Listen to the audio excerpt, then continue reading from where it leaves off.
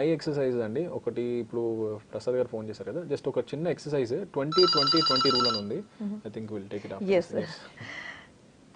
Hello, hello, నమస్తే అండి. ఎవరు మాట్లాడుతున్నారు?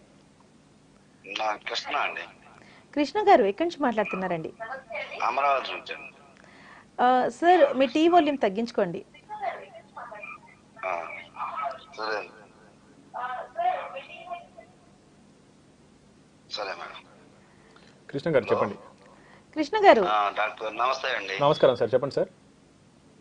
కళ్ళు బోదరగా ఉంటున్నాయండి, నీళ్లు గారుతున్నాయి.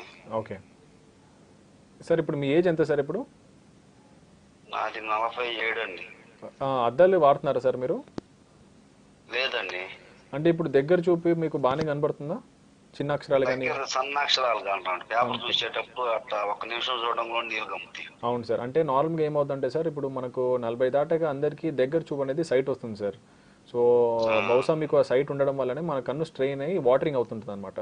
సో ఒకసారి మీరు లోకల్ ఉన్న ఐ స్పెషలిస్ట్ దగ్గర వెళ్ళి చూయించుకొని మీరు అద్దాలు తీసుకోండి సార్.